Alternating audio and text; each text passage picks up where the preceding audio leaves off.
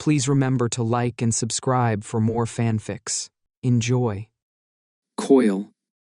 By Allegory for Hatred, this is Book 2 of Magic and Mystery. All rights go to Allegory for Hatred. I do not own this story. Chapter 19, Coil. From the outset, Port Mafia's headquarters looked like any other high-rise. 1,000 shiny windows, 100 pointless doors, a dozen big wigs twirling their mustaches. Paperwork, document shredders, prostitutes, copy, paste, delete. The tidy front desk was stationed by a cheery-looking brunette. If you walked 50 feet over to the next skyscraper, you'd probably find an equally brunette receptionist manning an equally tidy front desk. That was one of the key reasons ability users were able to stay on the down-low: subtlety, something wizards entirely lacked in. Yokohama wasn't mile-wide castles. It wasn't owls and dragons. It certainly wasn't secret doors built into the walls of very public taverns in the middle of even more public busy cities.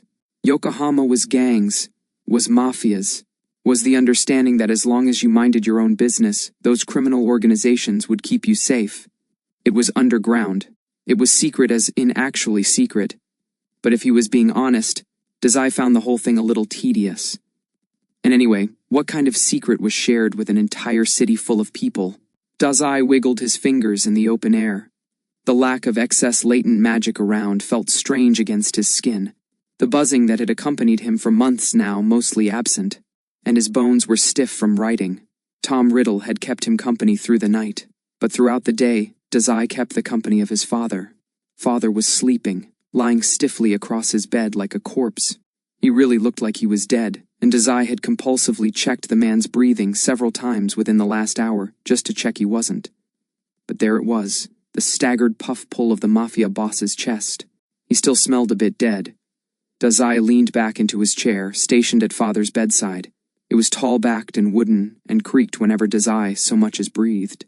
The chair was as stiff and uncomfortable as his father looked. At least Father wasn't shouting obscenities anymore. Dazai easily preferred a stiff back to a pounding headache, though a swift death sounded all the better. While he sat daily vigil, Dazai waggled his fingers vaguely in the air. He mimed rolling a coin, though his galleons were currently several hundred miles away at Hogwarts. But without an actual coin, the motion felt strange, empty. With his other hand, he reflexively flicked open then closed a pocket knife. He'd swiped it from a grunt 2 hours earlier. They'd yet to come back for it, and Dazai didn't think they ever would. The grip had a good feel in his hand, and even though Dazai's wrist was bruised where Father had grabbed it earlier, he didn't fumble the knife. The blade was just that well-balanced, that perfectly handled. Port Mafia certainly kept good weaponry. Hogwarts only had those awful sticks. Dazai flicked the blade open and pretended to cut the air. It would have been a clean slice, had the air any veins to sever. He imagined it did, imagined blood spilling all over the bed and the floor. The imagery had Dazai's fingers twitching over his knife in a way that would have Snape jumping. Dazai kicked the bed. Father didn't stir. "Don't mistreat our patient, Shuji," Dazai groaned. He knew that voice. He hated that slimy, good-for-nothing voice. "It isn't like he's going to wake up," Dazai said, twisting in his seat to find Mori shutting the bedroom door behind him. "And don't call me that." Mori had his doctor's bag with him. Dazai didn't know what Mori thought he was going to do with it, seeing his father was hardly suffering from that sort of injury. Mori gave him a condoling look that seemed to say, "This again?" Dazai brushed him off. "How come I'm babysitting anyway? With him out for the count like this, I can get out and do some actual work. Speaking of, I have some ideas about our drug shipping, Shuji," Mori quelled. Dazai's mouth clicked shut. "As long as your father is alive, your role is by his side. You know this. We can talk about business after, and you're doing such a good job healing him," Dazai said snidely. His eyes fell again to Mori's bag. A scalpel was sticking out the front pocket, looking messy and haphazard. "With your knives." Mori ignored him. Now, Shuji. Saying such cruel things while looking so cute hurts me." Dazai made a face. When he crossed and uncrossed his legs, the skirt of his dress frilled and creased. It was white, lacy, and hugged down past his knees. Cute wasn't exactly the word he would have used. The corset was too tight, and the sleeves too poofy to be described as anything other than uncomfortable. And his hair, which had just begun to tickle his cheeks at the start of winter, had already been cut short the day prior, at Mori's insistence. "You like it when I say things like that," he accused. Mori chuckled. He didn't disagree. Then he crossed the room and dropped his bag on the bedside table. He pulled out a stethoscope a second later and placed it on Father's chest. The scalpel stayed put where it was, unused. It shined sickly yellow under the fluorescent overheads. "He's still breathing," Dazai told the doctor. "Yes, you've done a lovely job watching over him," Mori said, ears still pressed into his tool. "When this is all over, I'd love to have you as my assistant, Shuji." Dazai made a face that Mori couldn't see. "Not really. I don't have any patience for sick people." Dazai shifted away when Mori's examination suddenly reached over into his space. His skin prickled. "Hey, if he wakes up and tries to kill me again, do I get some kind of compensation?" Dazai frowned, remembering how just 7 hours earlier, Father had woken up in a stupor. They'd been chatting for about 5 minutes, at which point Father had suddenly reached out to grab him without any warning. Like a wild dog, Dazai had likened numbly. Father fell back to sleep only 10 minutes after that. "I'm afraid not," Mori said. His eyes briefly flicked to Dazai's face, checking him over for new injury at the remark. Evidently satisfied, he dropped the stethoscope from his ears. As expected, the boss's health is on a steep decline.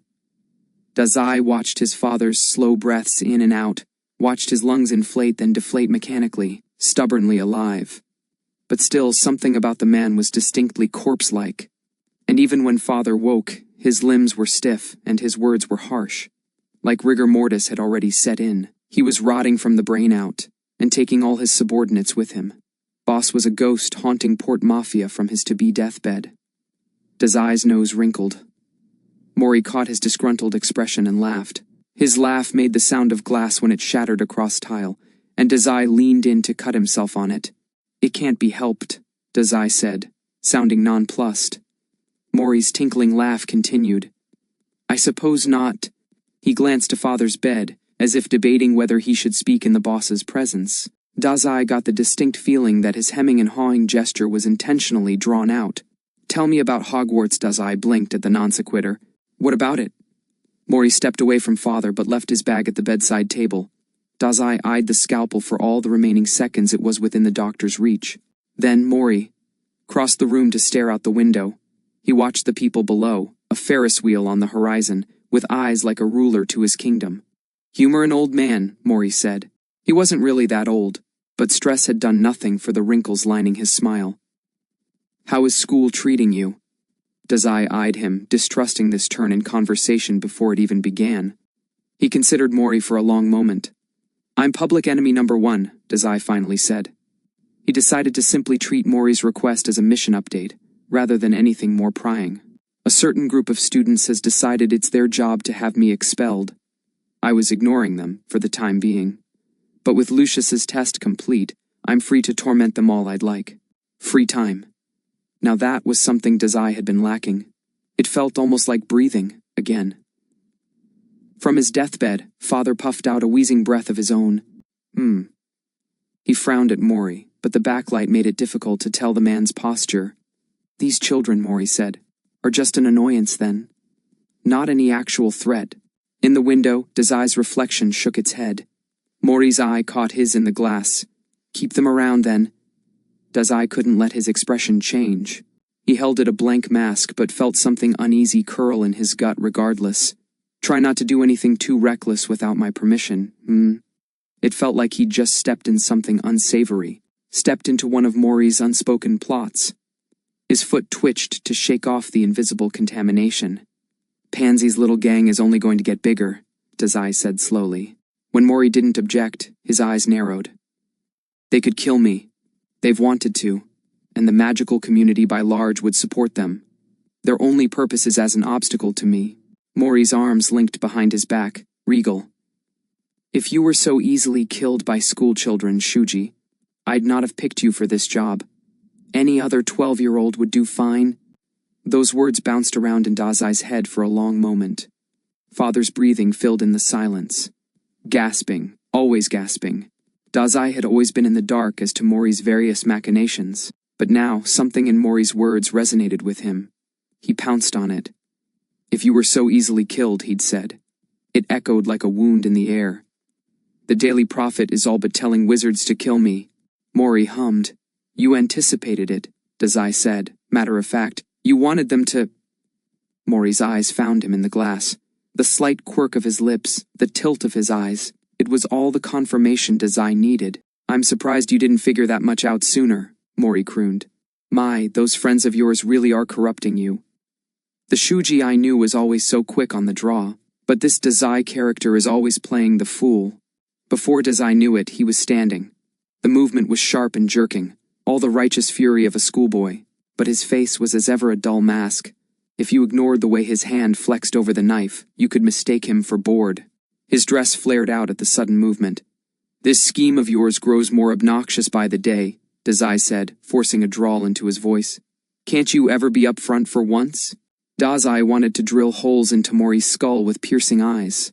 But all at once Mori's attention had narrowed in on something else. It had Dazai going entirely still at once. His bones were made of cement.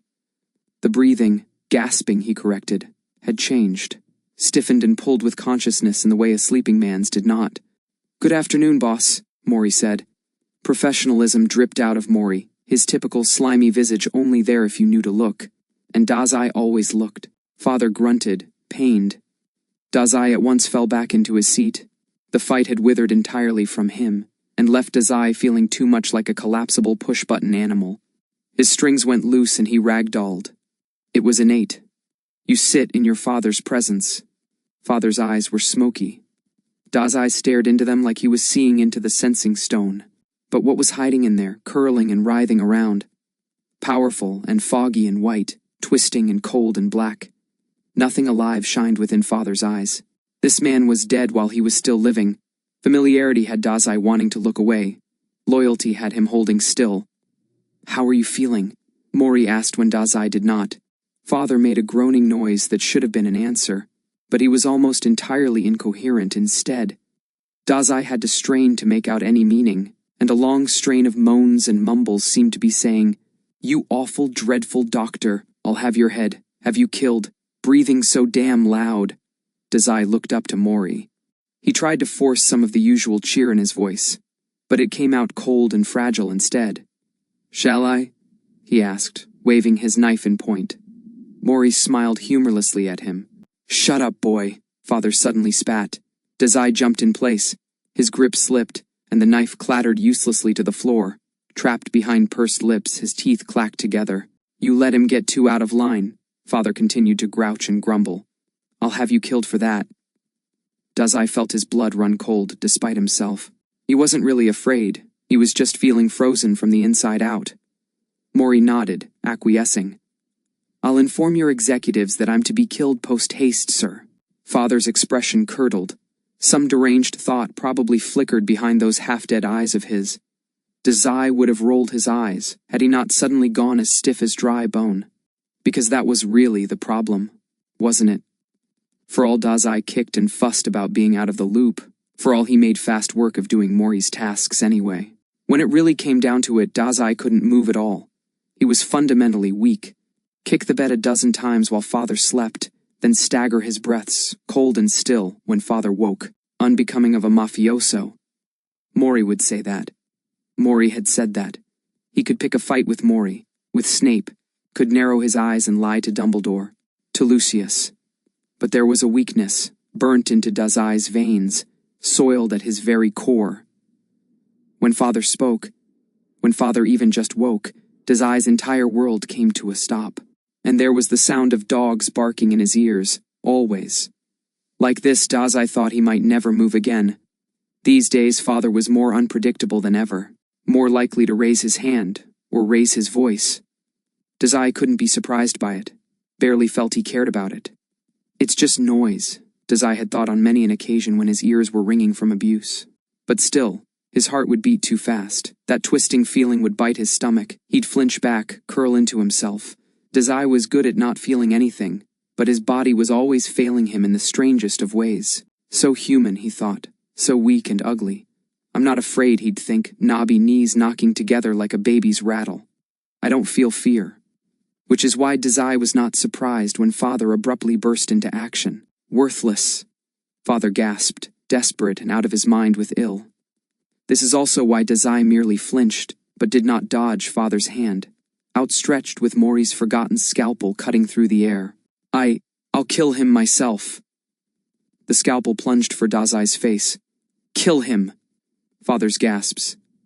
Kennel dogs panting. Dazai forgets which. The sun set over the horizon, laying out across the forbidden forest and spilling between the peaks of two distant mountains. Snow burned an acidic white underneath it. The whole scene seemed unbearably cold, even from safely within the castle walls. Phoenix ashes turned red when caught in a beam of dying light, and something about it struck Severus absurdly as quite lonely. Minerva, Poppy, and Severus stood gathered at the face of Albus's desk. It was quiet without the phoenix's chirping or preening, and the snow softly falling outside was no louder than a blanket gently covering over the land. Severus pressed the pads of his fingers together and pushed. The index, the middle, the ring. His fingertips turned white under the alternating patterns of pressure. It did nothing to steady the curdling feeling in his gut. Kennel. His mind kept going back to that word, echoing it on loop like the repetition would clear anything up. Punishment. Kennel. Patch up. There they go again, revolving around in Severus's brain without conclusion. The problem wasn't that Severus couldn't stop thinking about it. In fact, he needed to be thinking about it, needed to do something about it. If not, it would only torment him forever. And when Dazai was hurt, it would be entirely Severus's fault, now. The problem was how Dazai had said it. Casual, in that lilting way of his. Like the sheer horror of what he was saying meant nothing at all. That this was the easiest thing in the world to admit because there was something else, something worse. He couldn't. And Severus had let Desai walk right out the door, down to the train, back to his kennel. There was that damn word again. Kennel. At his core, Severus was a fundamentally worthless person. Behind every echo of kennel was the echo of a much wiser, bigger picture. It was always enough to have him stopping, considering, double thinking, am I overreacting? Desai didn't seem bothered. Poppy would know what to do. Then winter break began, the children left for their homes, and Poppy did know what to do. The matron of Hogwarts was fuming. I won't have this, Poppy said. She had crossed her arms over her chest some 20 minutes ago, then remained firmly in that position ever since. I'm meant to care for these kids. If I can't even help one boy, what use am I? Minerva, shoulders stiff and expression tight, seemed to reel at those words. Severus met her eyes. He said nothing. When Poppy got into one of these fiercely protective moods, it was often best to remain silent. Many a student had learnt that firsthand, when their teenaged recklessness landed them in the infirmary. Severus himself had learned the hard way, in his later years complaining of stress headaches, and his younger ones whining over a busted lip from some scuffle he'd probably not instigated. Albus was a genius in many, many ways. This was not one of them. Now, Poppy, Albus said. His honeyed tone was cloying, as Severus has told it. Yokohama is hardly amenable to our interference. If Mr. Desai's home life is unsavory, I'm afraid there is little to be done for it. Unsavory, Poppy spat. It's abusive. Call it what it is, Albus. The headmaster's stare was sharp and quelling, but Poppy was unflappable like this. Word choice aside, I do appreciate your investigation into the subject. I feel more confident now in writing Mr. Desai's strange behavior off. He's a troubled boy, with a penchant for acting out. Poppy stared. That's your takeaway from this? Mr. Desai is being abused, and your only reaction is, he's not some violent murderer like everyone says, he's just traumatized. She practically spat the words out. Albus smiled thinly at her, condoling. If you can convince the Yokohama government to have her removed from his father's care, you are more than welcome to. But my direct interference will hardly benefit Hogwarts. You're the only one who can help. If you don't mind my saying, Albus, Minerva said, shooting Poppy an antsy look, the students are Hogwarts. Without them, it's just an old pile of stone. Hogwarts is a symbol for the magical community. As such, we need to prioritize the bigger picture. An equal learning ground for every magic user. A defense against dark forces. Severus hardly had the words for a response. This conversation of theirs was achingly familiar, and had repeated at least a dozen times since the year prior. By this point, he'd conceded that Albus would do nothing. Wouldn't mobilize any authorities. Wouldn't hire a counselor. Wouldn't consider anything other than his damned bigger picture. But that didn't mean Severus's stomach wasn't tied up in burning knots. Nor did it stop his foot from tapping anxiously on the tile floor. He'd never gone against Albus's wishes before, had never wanted to. Then what do you have in mind? Severus asked, rather than voicing his true thoughts aloud. Poppy and Minerva shot him commiserating and questioning looks, respectively.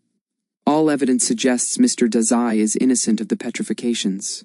What is our next move? Albus hummed, considering. He made a gesture, like checking a box in the air. We have to assume the reopening of the Chamber of Secrets is a ploy by the Death Eaters.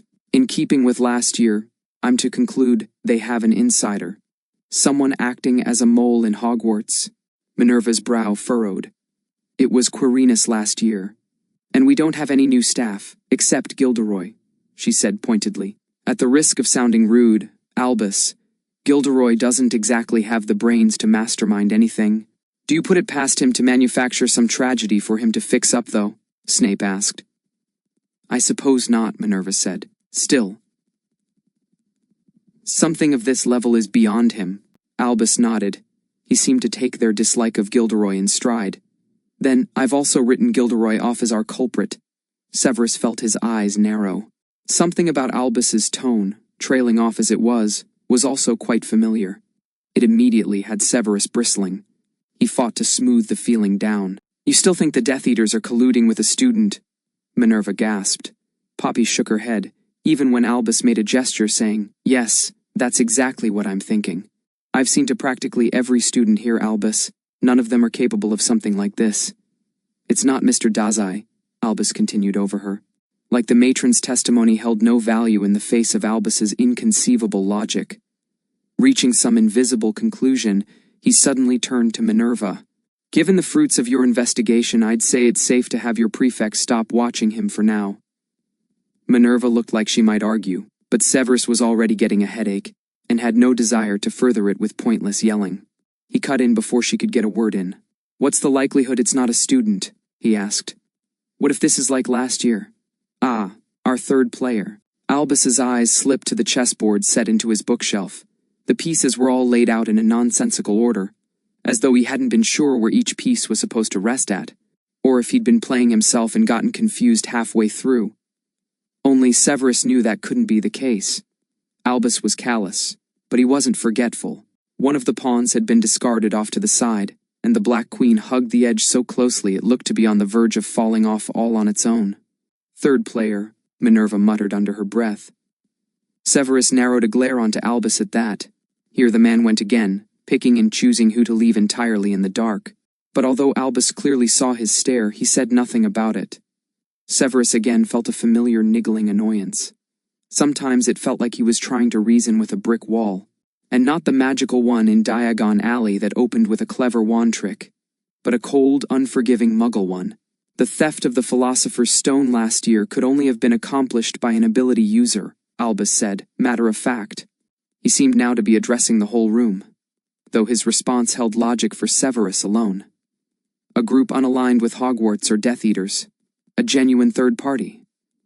As for their motivations, he glanced to Severus, clearly expecting him to fill the blank. They barely even seem to exist, Albus. I can't tell you any more than you already know. Albus sighed, sounding terribly put upon. It had Severus bristling yet again. I'm sorry. Poppy raised a hand, brows furrowed in blatant confusion. Minerva, too, seemed to have lost the conversation's trail. Ability users? Special ability users, Severus clarified. This alone cleared up nothing, and he found himself again silently cursing Albus's tight lips. Neither muggles nor wizards. Individuals who draw from a different source of power, but lead a similarly private life to magic users. I only learned of them recently. He looked sharply to Albus, and have learned nothing about them since. Beside him, Poppy and Minerva both suddenly stiffened. Their eyes bloomed wide, and they stared at Severus. A secret group of people, just as hidden as the wizarding world. It doesn't seem quite as unfathomable now, does it? He very carefully did not look their way. Yokohama, again, burned a brilliantly confusing little hole in Severus's brain. Still, ability users can't use magic, Severus said slowly. Whatever strange power they have is individual and limited. They can't spellcast, and can only use the one ability. At least that's what my sources claim. So if they are poking around Hogwarts, it's not as staff or student. Albus nodded confirmation. Minerva, however, was gawping like an underfed goldfish. That's not possible. I've never heard of such a thing. I'm afraid it's true, Albus said, but he didn't sound particularly pained for it, and instead came off as rather clinical. To pass so effortlessly through our trials last year, they must have been a special ability user. Only they would have such power to outright erase a spell. And this, Minerva tasted the word, group, she settled on, is involved with the Death Eaters. To what end? Not anymore. Severus startled. Not anymore. That was news to him. He shot Albus a severe look that didn't shake the headmaster at all. During the Wizarding War, I'd heard rumor these ability users had aligned themselves with the Death Eaters, he said, voice plain despite the gravity of his words.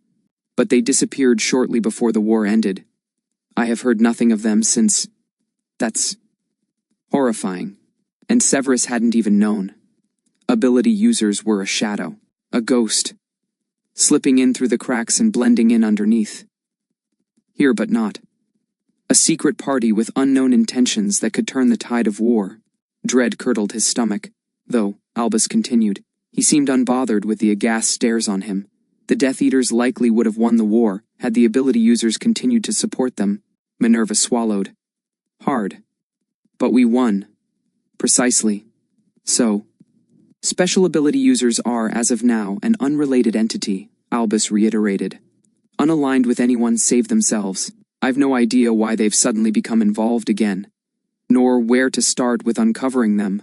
Minerva bit her lip, and Severus pinched the bridge of his nose. There was no saving his headache now. But, Albus said, his whole body seemed to be sighing, and Severus felt that deeply, or he would have, had Albus not been a source of his own annoyance at the moment. So instead, Severus stubbornly felt no sympathy for the headmaster. The Chamber of Secrets has opened before. The source of this problem is plainly a magic user. I doubt our third player is involved, and I'd prefer we focus our search within the student body. Severus, Minerva, I ask you to have your prefects keep a closer watch on their housemates. Have them report any suspicious behaviors. Minerva made a face at that, and Severus felt himself doing the same. Not to sound redundant, Severus said tightly, but every student is simply going to point their finger at Mr. Dazai. They've already decided he's guilty regardless of evidence. Minerva nodded grimly. He's been exonerated of guilt twice now, to no change. Percy Weasley tells me Mr. Desai has racked up quite a few enemies. Albus waved them off. Ignore those complainants then. Focus on the outliers. How is that going to help anything? Even Albus blinked at the suddenly sharp tone. The normally patient Poppy was practically scowling, now. Pardon?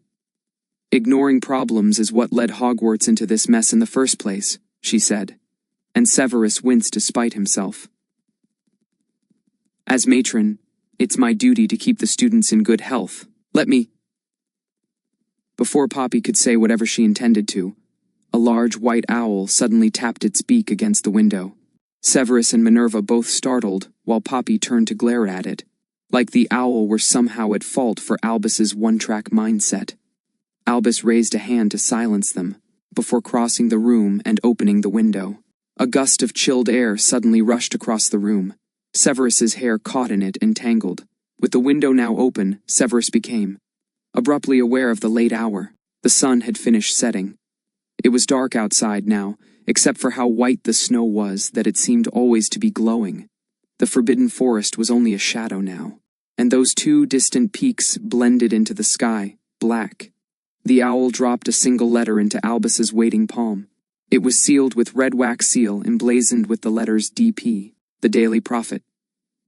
What are you going to tell the Daily Prophet? Albus didn't look away from his letter, but he did reply to Minerva's question while he read. Hogwarts is investigating the matter of the petrifications, and will continue to do so until the truth is found. We are investigating several leads. Classes will continue. Is that safe? Poppy asked, voicing aloud the question everyone had been thinking since Mrs. Norris's petrification. The Daily Prophet is calling for classes to be put on hold, at least until this issue is sorted. If another student is hurt... She trailed off uncomfortably. They have the entire community's support on that, and yet, Hogwarts will persevere. As a symbol to the community, Hogwarts does not back away from a fight. Severus envisioned privately what would happen were Hogwarts to shut down for another week, another month, until they found the culprit and the students were again safe.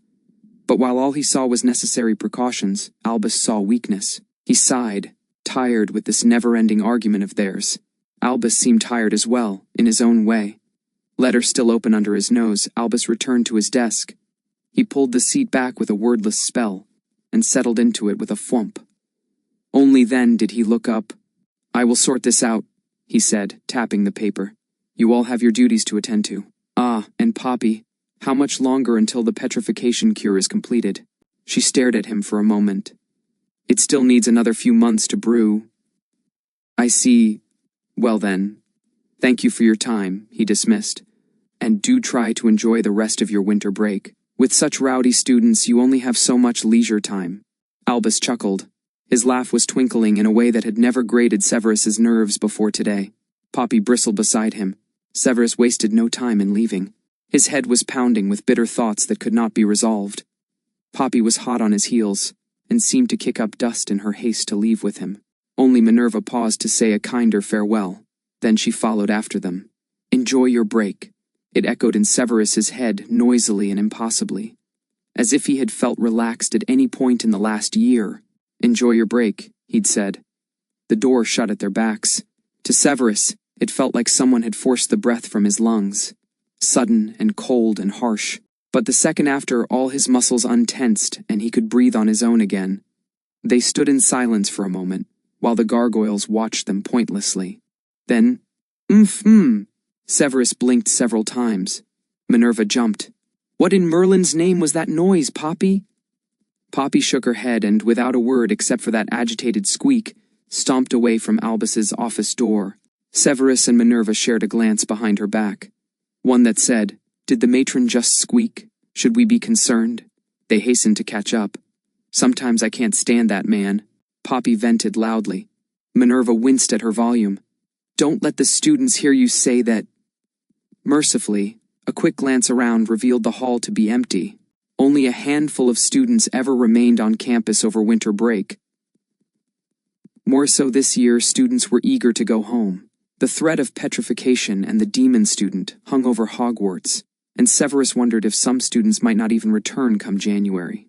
Still, not for the first time, was Severus glad for the reprieve. "We're alone," he told them purposefully, "though Minerva is right. Save your slander for your office. Those Weasley twins are always around, somewhere," Minerva said, clearly disbelieving if her searching glances were anything to go by. Severus agreed with an unhappy hum. Poppy, however, seemed to have reached her limit. Severus steeled himself accordingly. So involved with his bigger picture, she practically spat. And wow, it had been some time since Severus had last seen their matron truly angry over something. Last time, it had been some after those Weasley twins exploded a hole in the infirmary wall, nearly maiming one of their classmates in the process. This time, was it worse for her anger to be pointed at Hogwarts headmaster rather than some snot-nosed brats? Something about the difference felt baleful. He wondered over this as they turned a corner. Meanwhile, Poppy was still raving. "He's not even listening to us. Acting like he can't use some of his influence to save a child, an abused child, Severus, and fix the Chamber of Secrets at the same time." "I'm aware," Severus said. He pinched the bridge of his nose. With how he'd been doing that lately, Severus was surprised he'd yet to bruise. She shook her head, like he wasn't aware at all. "I've been lenient with his methods in the past, but—" Minerva held up a hand, and Poppy's mouth snapped shut with an audible snap for the second time that day. Severus turned an eye onto her, asking, "Now isn't the time." "Nor the place," Minerva said. She inclined her head towards the end of the hall, and both Poppy and Severus followed the gesture. They'd just turned another corner, only this hall wasn't as empty as the last. Minerva sniffed and called, "Stern, Mr. Weasley. Good evening. I hope you know it's rude to eavesdrop on a professor's conversations." Standing at the end of the hall, pressed up against the corner like it might hide him, the usually poised Percy Weasley was watching them with wide eyes. He looked a little worse for wear at being caught. Severus was instantly on guard, and at once ready to snap. He whirled on the boy. "How long have you been listening, boy?" Percy jumped. He alternated staring between the three of them, looking for once out of his depths rather than irritatingly prefecty, but then he shook himself, and had only a tight-lipped smile to offer. Severus clicked his tongue. Sorry, Professor's matron. I was only just passing through. You haven't seen my brothers, have you? Fred and George? Severus asked. Thankfully, no. Minerva eyed Percy for a moment longer, like she didn't quite believe him. But she quickly sobered. However, her tone was still severe enough to have leave most troublemakers shivering. We haven't. I trust you'll be keeping those two out of trouble. Of course, Percy said. But then he cleared his throat and amended, I too try my best. Minerva nodded wordlessly. Percy's eyes flicked back to Poppy for only a second. Is everything okay, ma'am? Everything is fine, Severus answered snappily. Poppy patted him on the arm and Severus grunted. Just a minor disagreement between the headmaster and myself. It's nothing to worry yourself over, dear. While her tone was light, there was a tightness to her expression. Severus knew that Poppy, when she was angry, was more akin to a wheelbarrow set loose than anything else. A pasted-on smile wouldn't slow her. No. She needed to get her hands dirty, fix the problem herself with yelling or healing or what else. Minerva must have known this as well, because she grimaced. To Percy, she asked, Nothing happened while we were in our meeting, I trust? Regarding the petrifications, or anything else? No. Ma'am. Percy shook his head. There have been no major incidences since Mr. Creevey. Poppy breathed out a heavy sigh at the mention of the petrified Gryffindor boy. Good, Minerva said, voice edged with weariness. She turned a look onto Poppy and Severus. With that settled, I'll need to discuss a few things with Mr. Weasley, here. You two, here. She pointed a particular look onto Poppy, who was still fuming visibly. Stay out of trouble. Severus held up his hands glaringly. She didn't need to tell him that. And honestly, the audacity to even suggest that. Minerva bid them farewell, then walked down the hall towards Percy. She cast them a final look that seemed to say, We'll talk more. Later. Then Minerva and her prefect were gone. Poppy and Severus stood mute for a moment, as if to truly guarantee they were alone this time. No one spoke for several seconds, and even the sound of footsteps was absent, perfectly alone. Severus bridged the gap of silence between them. As expected, bringing our concerns to Albus was pointless. Not pointless. Severus raised a solitary brow. I fail to see how.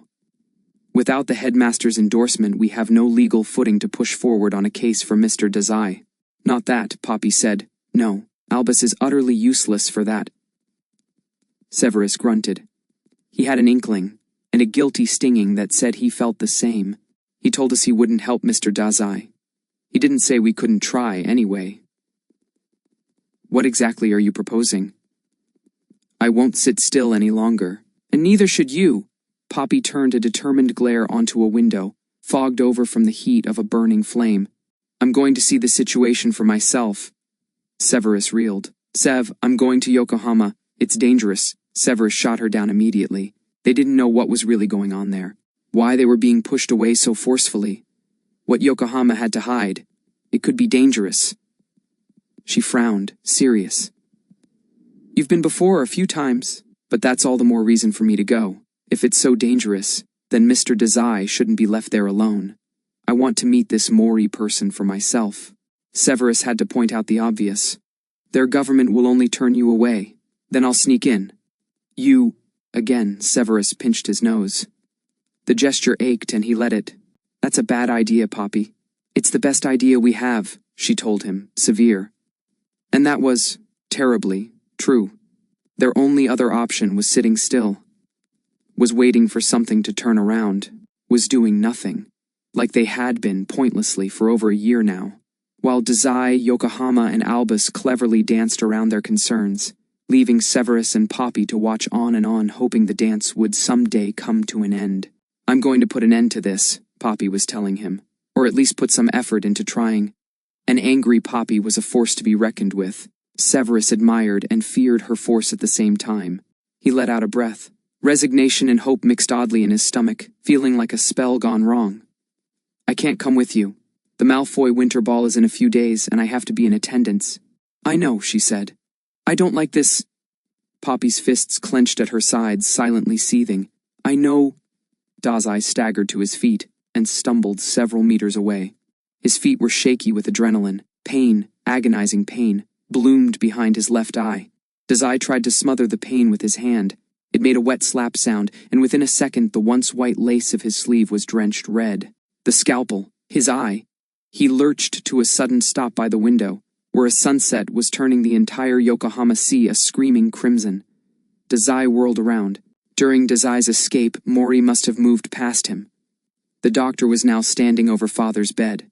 The bloody scalpel, wet with Dazai's blood, had changed from Father's hands to Mori's. Mori held it over Father's neck. Father had stopped moving, except for those awful gasps. Mori had one hand pressed firmly into his chest and holding him in place on the bed. Dazai stared at them, but couldn't make out either's expressions.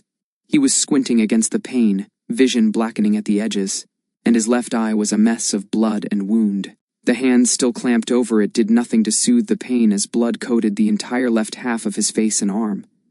The front of his dress almost completely red. It splashed thickly against the floor. Several drops swiftly followed. Within a few seconds, the sticky gore had pooled around one shoe.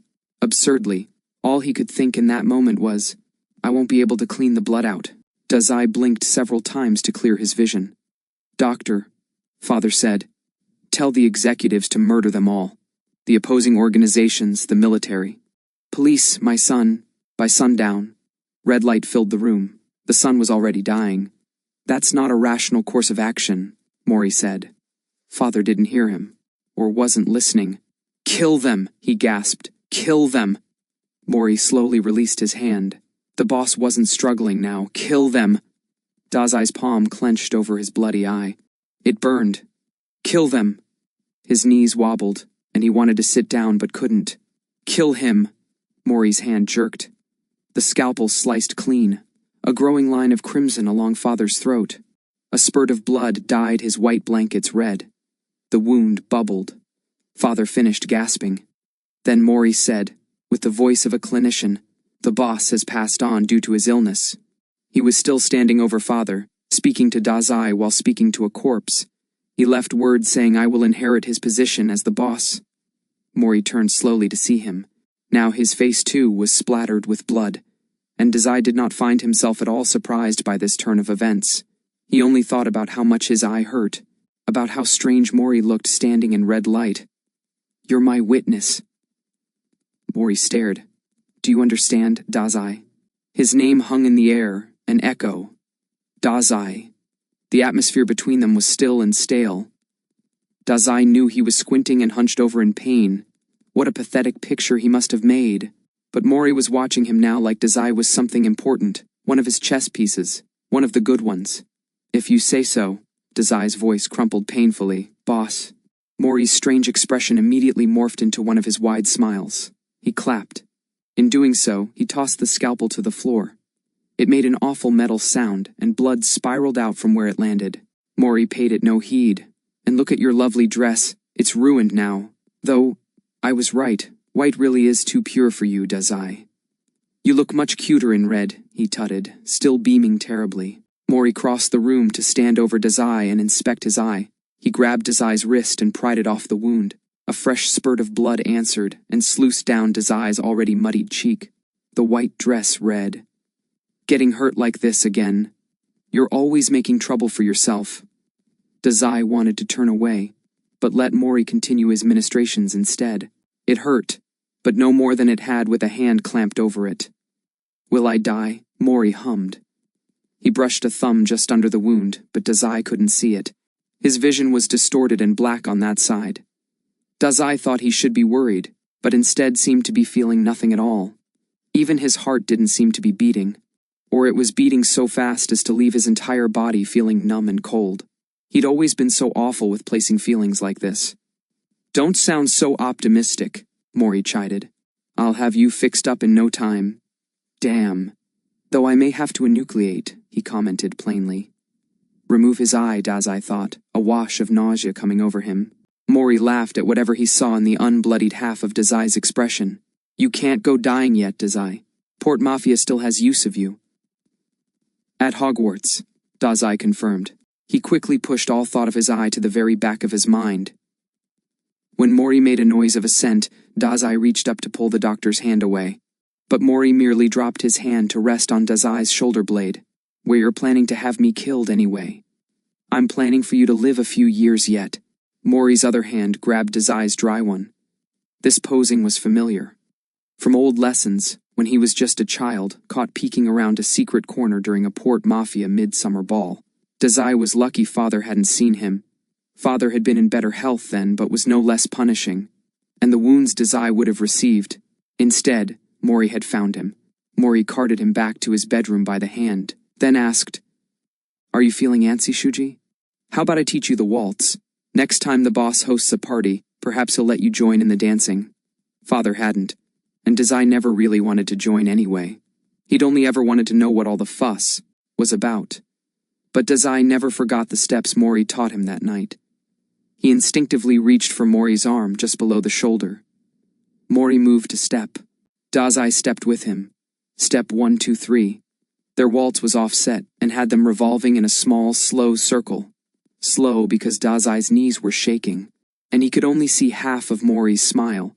And because a waltz could naturally be quite a slow dance when done in close quarters with a corpse. The skirt of his dress flashed out prettily with every turn. "You want the magical community to hate me," Dazai said only after a minute of slow dancing. "Why?" Mori stood over him, shadowing.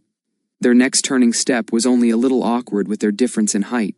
"You've said it yourself. Come now. If you're to be my favorite executive, you'll need to be smarter than this." Dazai racked his brains, but all that answered was an aching, burning pain. "Your executive? He asked instead. "Usurping power from your father will make me some enemies among the others, but you won't betray me. Loyalty like that should be rewarded, don't you think? Besides that, you've been working for me over a year now. You're hardly fresh meat, Dazai." "That sounds like a lot of paperwork. You'll do it." Dazai fumbled his next step. Mori yanked him back upright. The force left Dazai's head spinning, and by the time he recollected himself, they'd revolved another 4 times. "And the Philosopher's Stone?" Mori hummed. "It serves a twofold purpose. 1, his fingers massage something into Dazai's shoulder. Our enemies want it. If they want it, then I want it. And 2, they revolved again." "Well, how good are you with potions, my dear?" Dazai tensed at the name and hoped Mori didn't notice. But with how close they were. Dreadful. "Then it doesn't really concern you," Mori told him. Dazai scowled into Mori's chest, and the doctor's resulting laugh rumbled through him. Something sick and noxious lingered in Dazai's chest. Fear. It was probably. Fear is a wonderful motivator, you know. Oh. Mori had said that before the year even began, and it had been echoing around in Dazai's head ever since. A reminder of how to manipulate the people around him, or how to rationalize their behaviors. It hadn't led him astray, yet. He leaned into that fear, threatened Millie and Tracy to get them to deliver a message, or pointed it in other directions, like when Dumbledore and Snape needed a ghost third party to chase after. Fear. Dazai tried to meet Mori's eyes, but his vision swam over red. Instead, he said into Mori's chest, "What are you trying to trick them into doing?" Pressed so close to Mori he could feel the doctor's satisfaction rumbling in his lungs. It warmed Dazai's face and chilled the rest of him. "The magical community is full of fools," Mori said. "No organization, no subtlety. That wizarding war they had several years ago is beginning to rear its head again. Voldemort is a threat to Yokohama? He's nothing we couldn't squash out given time. But they're all too noisy, these wizards. Entitled. No sense of restraint. You see, Desai, ability users have a focus. Port Mafia controls Yokohama. That's all we do, and we do it well. But wizards, Voldemort and Dumbledore, don't know how to control themselves. All their fighting will only make trouble for us, down the line. Draw attention where it isn't wanted." There was no music, but Dazai could hear the swell of violin in his ear anyway. It pitched, then turned around with them and did something low instead. Mori pulled him in, a beat in triple time. Dazai let himself be swung around numbly. "So you want to... what? Use me to destroy the entire magical community? No. We're going to use you to make them destroy themselves." A piano tap-tap-tapped with every swinging step. Dazai had never played an instrument before, but he could imagine, with each dragging motion of his feet against the ground, a piano key slotted down. A metal bar chimed. A black key and a white key made a certain sound when hit together. They spun in a circle. The thing is, Voldemort makes wizards afraid, but he's unreliable. He won't do what we want just by asking nicely. Your father tried that during the Wizarding War, only to wind up betrayed. We can only rely on Voldemort's influence for so long. They spun in a circle.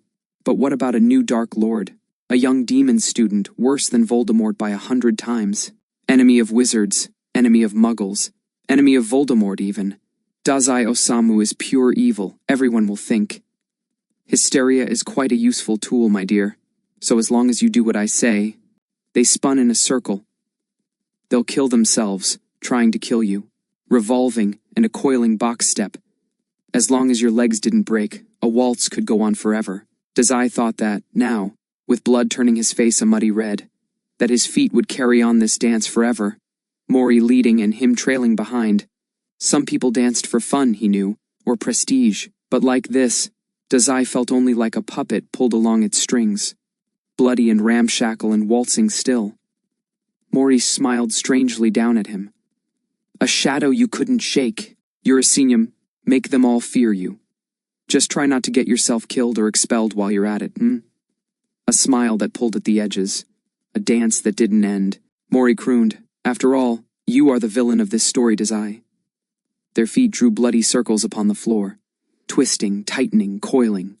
Like a snake around the rabbit's throat. Chapter 20, Waltz. The annual Malfoy Winter Ball officially welcomed guests at 5 p.m. on the last Saturday of December. But the preparation for such an extravagant party actually took several laborious hours to set up. At 2, the kitchen staff began preparing meals. Juicy hams, glazed with honey and brown sugar, glistened in the oven's heat. Biscuits were kneaded and proofed several hours in advance. Alcohol was sorted and set, so guests could be served with ease upon arrival. Then at 3, the ballroom was cleared. Tables were pushed to the sides so guests would have room to dance and mingle. By 4, the Malfoy family had donned their fanciest robes and pasted on their falsest smiles. 4:30 had Narcissa Malfoy running their doorman through the guest list for the 4th time in as many hours. At 4:45, eager to please guests would slowly start to trickle in. Finally, 5 p.m. struck, and the party began in earnest. Mori, Kuyu, and Dazai arrived no later than 3:30. The doorman wasn't at his post yet, so they were faced instead with a sternly shut door. It was a grand doorway, ornate wood and a curling brass handle, and it towered over Dazai several heads. It was predictably locked, and their knock hadn't been answered now for several moments. Dazai shivered against the cold. The back of his neck was freezing where Mori had trimmed his hair short a few nights prior. His new coat was long, black, and stiff, Mori's hand-me-down and too long for it, but how he wore it draped over his shoulders offered little protection from the bitter winter cold. At least Mori hadn't asked him to wear a dress today. Those frilly Victorian things offered even less protection from the weather. He peered up at Mori, who was staring at the door like he expected it to open itself. You should have called ahead. Mori hummed, apparently unconcerned. Freezing to death isn't terrible, but the frostbite will hurt, Dazai continued. Can I break in through the window? Kuyu shot him an unimpressed look that Dazai received with a pout. Admittedly, Dazai wasn't overly familiar with the red-haired woman. He'd seen her around, heard some about her. But before a few days ago, he'd never been able to really speak with her. Though father was dead now, and Kuyu seemed about as pleased with that fact as Dazai was, so she wasn't all terrible. Besides, he ought to at least try to get along with his fellow executive. You're not allowed to die or break the window, Mori told him. Dazai sighed, terribly aggrieved. Then can Golden Demon break the window? No, Kuyu said. She had one sleeve raised to cover her mouth, but Dazai got the impression she wasn't hiding a smile. To Mori, she intoned, your protege is rather uppity, Dazai huffed. Mori only smiled. Even though it wasn't in an official capacity, Dazai has been acting on Port Mafia's behalf for over a year now. Perhaps acting out is how he best gets results?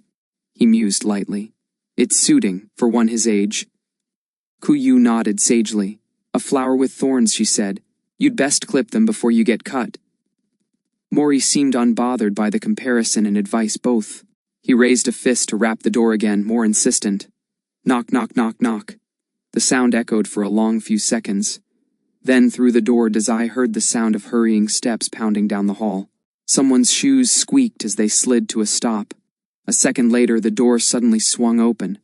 A short, freckled girl wearing servant's robes panted and grasped the doorframe for support. "Damien, finally! I told you to fetch more wine an hour ago." A high-pitched whistle screamed through the air. It took Dazai a staggering amount of time to realize the servant had made that sound.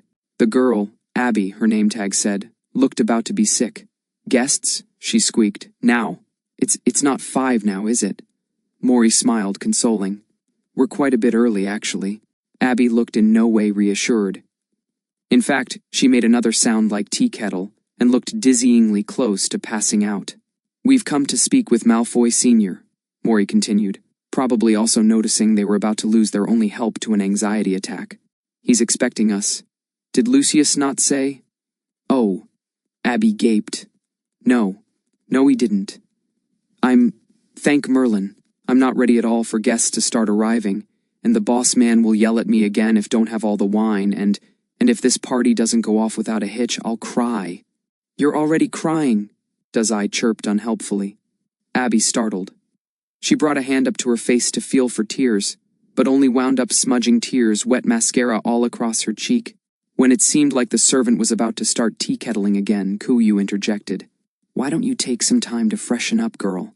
We can see ourselves in—" Abby shook her head agitatedly. "No, that's not really how it works. Richard has to sign you in."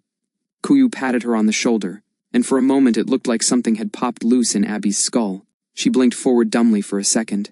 Then, "Right. You're right, ma'am. I look a mess, and I'm still crying, aren't I? Merlin?" Abby rubbed exhaustively at her face until it was red all over. She took a step back into the mansion and waved for them to come in. "I'm going to clean up. Please wait here, Mori smiled. None of them gave their names. "Right, someone will be here shortly. Please don't wander around."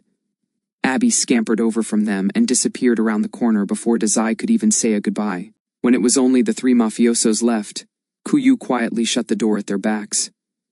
Dazai warmed up almost immediately, judging by the stinging feeling in his brain. There were several charms in place keeping the Malfoy estate heated. He rubbed the back of his neck and looked around. The entryway could only be described as grand. It towered a full floor above him, with a massive window casting light across the floor. Various plants lined the hall, potted with gold trim. One of the plants curled a vine in and out as if waving hello. The painting above it, of some ancient Malfoy heritage, Dazai assumed, scowled down at them. Many other paintings lined the walls. Dazai recognized a few of them as being particularly famous. The Malfoy mansion was expensive, for sure.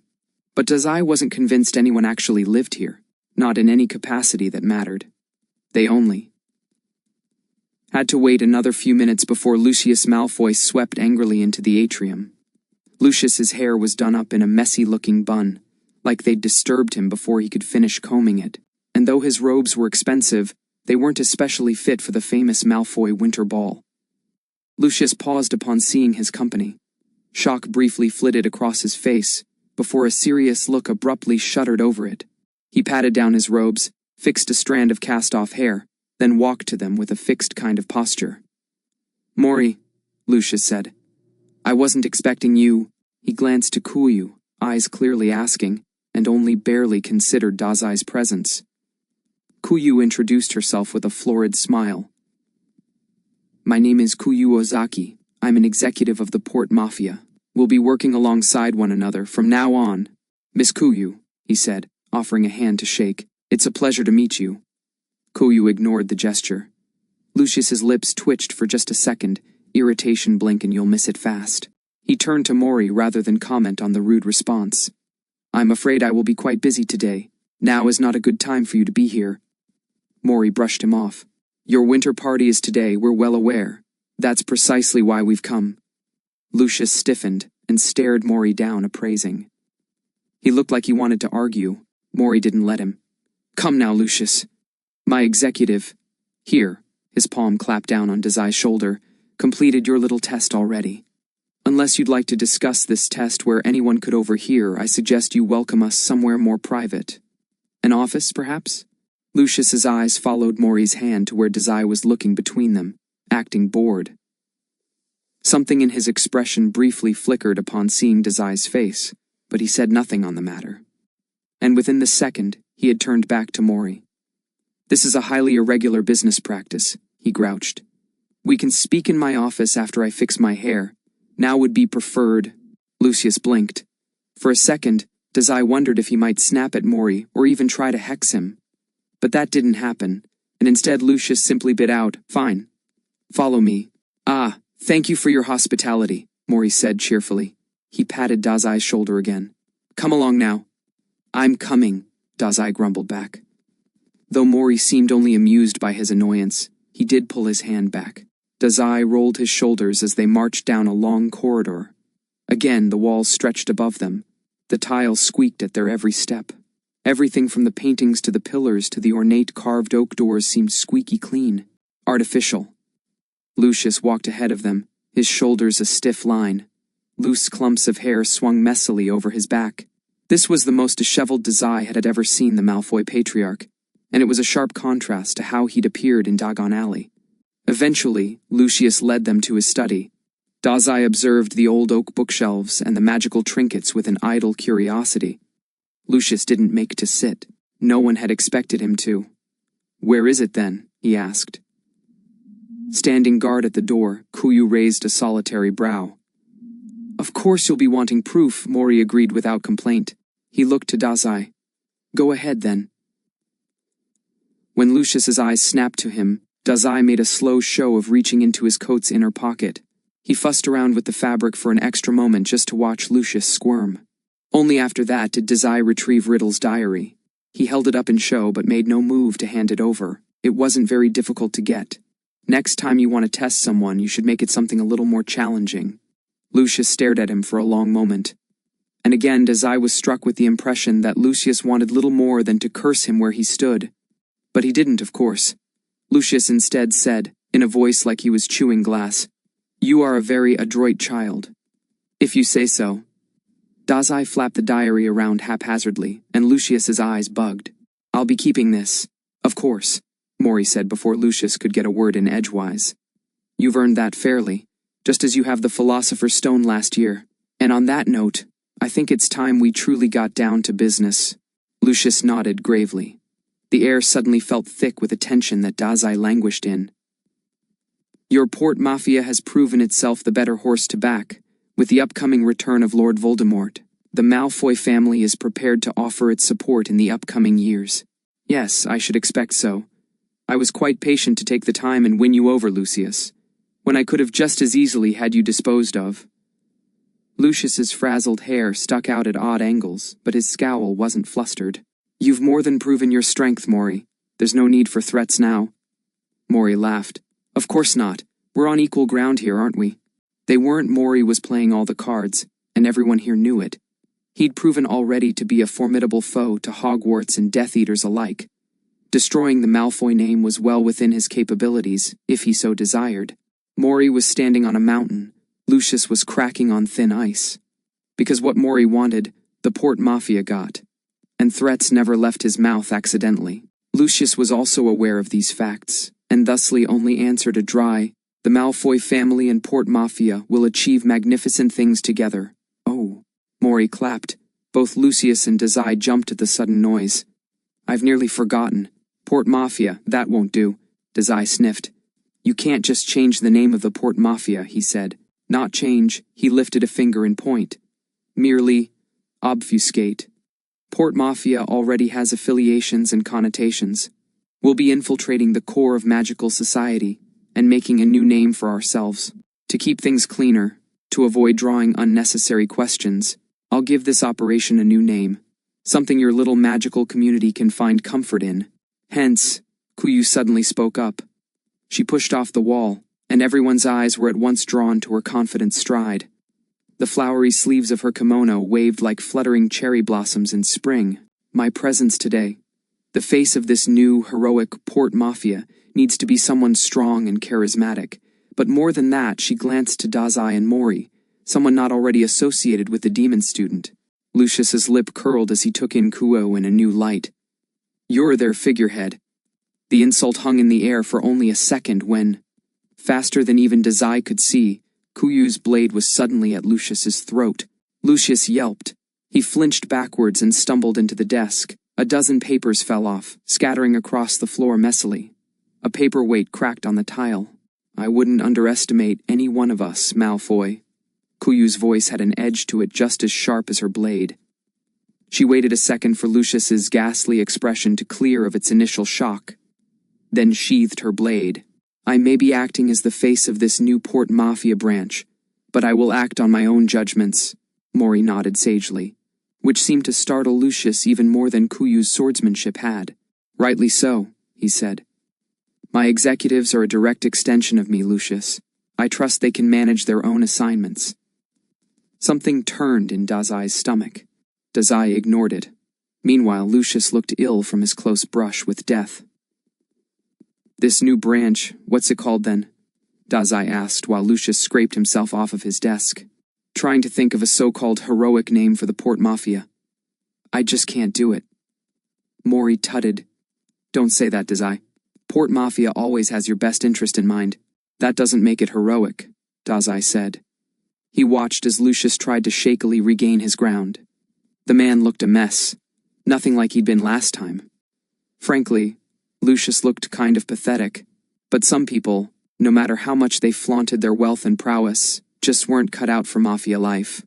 Lucius was probably one of those people, he thought, too easily pushed around by real violence when it was shoved in. His face, that just makes it annoying. How cruel, Mori mused. Desai made a show of rolling his eye, and by the time he'd finished bullying Mori, Lucius had most entirely recollected himself. He tugged at the fray of his hair until it looked somewhat neater. As for this new branch of the Port Mafia, it will need to engender trust from the community and immediately inform the public. Mori drew his voice into something it normally wasn't. We are the heroes. The demon student is the villain. What better tool to take down an unruly student than the Department of Education? Dazai blinked. Heroes and villains. You're naming your grand organization Department of Education? His nose scrunched up in distaste. That's lazy, Mori chuckled. It's familiar. Ordinary people find comfort in familiar things, Dazai. Dazai shook his head, believing Mori's explanation but still finding the title uninspired. He lifted his chin in thought. Department of Education. He tasted the name in his mouth. Doe, in short, Kuyu commented, as though an innocent deer, but every fawn must walk a forest homed by wolves, as though Port Mafia had ever been anything near to innocent. But Desai supposed that was rather the point. Doe was an organization that you could trust. That wouldn't hurt you, but would eradicate the big bad currently wreaking havoc upon Hogwarts. Unbeknownst to the public, however, the demon student and their soon-to-be beloved Department of Education were one and the same, a multi-layered scheme to invite wizards to their own demise. Port Mafia was their own hero and their own villain. It tasted bitterly of one of Lockhart's manufactured evils. Dazai's gloved fingers rubbed over the cover of his diary. He put it back in his coat, feeling unsatisfied. Somewhere down the hall, a clock chimed 4 times. He turned to Lucius, and the man looked eager to get moving. His grand winter ball was impending by 1 hour, and he still looked as though he'd just been threatened with a slow death. But he didn't move. Instead, he commented to the room like he was asking permission. I'll need to be getting the servants organized. Now, for your grand entrance, Miss Kuyu. It needn't be grand, she told him. Act as though we were close friends. Lucius twitched. Of course. Before that, Mori interjected before Lucius could even think about leaving the office. Seeing as we'll be partners from now on. It seems only fair that you should carry your own weight. Lucius eyed him. How so? The Malfoy name alone will do its job in earning you trust. I assure you, once wizards catch wind I'm supporting your department, they'll trust you implicitly. Yes. I'm well aware of the reasons I sought you out, Lucius, Mori said. But everyone needs to carry their own weight. Let's start with the most pertinent problem, shall we? Lucius looked so tense, Desai half expected him to snap in two, but being under someone's thumb seemed to come almost naturally to him, like Lucius was used to hunting down the top dog, then rolling over at their feet. What did you have in mind? He asked, voice tight. Mori hummed. That servant girl, Abby. She's seen the 3 of us together. Lucius looked between them, Mori, Kuyu, and Desai. Realization lit up his eyes. She'll blow our operation. I can have her fired in minutes. He took a step towards the door. Mori stopped him with a raised hand. I'm afraid that won't be enough. Lucius's steps staggered, and he wobbled back into place by the desk. She can still talk even if she doesn't work here, Dazai piped up. He rocked back on his heels and watched as Lucius's expression twisted from determination to wariness, then to... He looked sick. Dispose of her, Mori concluded. Half measures aren't tolerated in the Port Mafia. The request hung in the air. Lucius's expression shuttered closed immediately, a steel mask trapping over his face. Dazai wondered if Lucius had expected the request, if that had been the reason for his attempted abrupt departure, or if Lucius was truly surprised.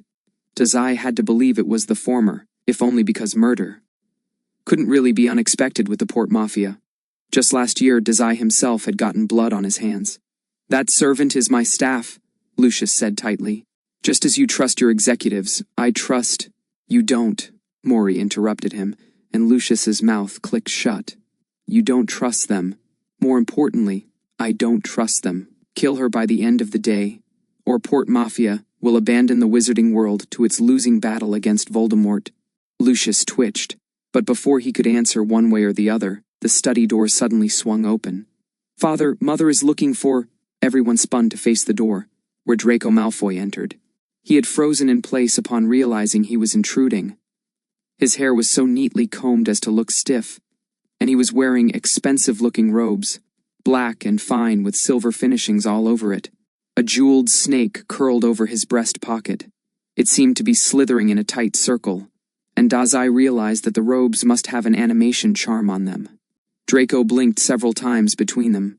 At Lucius, who wore a stoic face but a bedraggled appearance. At Coil, ever beautiful. At Mori, smiling sharp and slick. At Dazai, Draco's eyes widened. He stared at Dazai for several moments longer than he had even his own father. His entire expression twisted. Confusion, panic, fear. Then, lightning fast, he scanned the other occupants again, as if trying to place their intentions. Mori clapped, and again most of the room startled.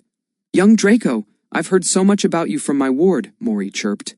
When he gestured to Dazai, Draco's eyes alit with realization. My apologies for interrupting. Mori waved him off. Nonsense. You're just on time, actually. At Draco and Lucius's looks of confusion, he explained. Lucius and Coil should be preparing for the party now. Meanwhile, I'd like to take some time to look through your documents, Lucius. Lucius nodded. He stepped behind the desk to sort through what papers remained atop it, and looked vaguely relieved to have something to busy himself with. He bent low to pick a receipt off the floor. Draco watched the exchange with wide, confused eyes. As for Dazai, Mori continued unbothered. I'm sure Draco can keep him occupied until the party is finished. Wouldn't you agree? Lucius stood upright, papers clutched tightly in his hands. He stared at Mori for a long moment, like he was searching for a hidden threat in the boss's words. Whether he found it or not, Lucius didn't comment. He whirled on Draco, who stiffened. Draco, keep the demon student occupied. Draco looked to Dazai in question. Again his eyes seemed to catch on Dazai's face, panic marring the corners of his eyes. His voice was less than sure when he responded. I meant to attend the party. We both know you'll run away halfway through, Draco, Lucius tutted. Draco went stock still, but Lucius paid it no heed. At least this way, you'll be useful. He cast a quiet spell to unlock a drawer and pulled out a ledger. I will explain your absence to the guests as a minor illness. Do not prove me a liar, and stay out of sight. I won't. Lucius looked up from his documents to meet Draco's eyes, then he nodded, evidently approving. We'll be seeing to business then, Mori finished for them. Have fun while we're gone, Dazai. Go away, Dazai drawled. Mori pretended to whine, then he led the group back out the office door. Coil eyed Dazai before following suit, while Lucius was looking between Draco and Dazai like he might be ill. Dazai waved a cheery-looking goodbye that did nothing to assuage Lucius's worries. The door had only just clicked shut when Draco was suddenly bursting across the room and crashing into Dazai's side. The snake pin on Draco's chest froze in place, the magic sapped out of it immediately upon contact. It stared down at the floor, still. Dazai grunted and stumbled backwards several steps. Draco, it hasn't been that long, What happened? Dazai startled at the bleeding panic in Draco's voice. He'd never heard the young Malfoy ever raise his voice so emotively. 2. Here it now had Dazai instinctively looking around the room, searching for threats. But the room was entirely empty, save for them and the broken paperweight now making a minefield of the floor behind Lucius's desk. Draco was still staring at him, frenzied. His eyes were firmly locked the left side of Dazai's face, swimming with questions and fear and... Oh. His eye. Right. Dazai raised one hand to push Draco off of him. Draco obliged only half a step, and refused to budge any further. Dazai's other hand went to face. A thick roll of bandage and gauze covered the left half of his face. It was white, and pulled so taut that his hair stuck out at odd angles where the wrappings met. The gauze was padded to indicate it was covering up a fresh wound.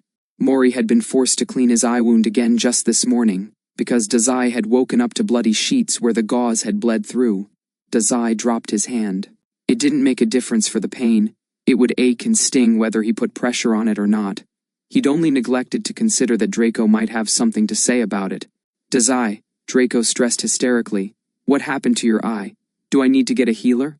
Wait, no, my father would have gotten you one. What happened? Dazai took a breath, willing Draco to relax. When he didn't, Dazai knew he'd have to explain eventually. If Draco wasn't going to let things lie, the twins were going to be insufferable come second semester. Just a minor wound.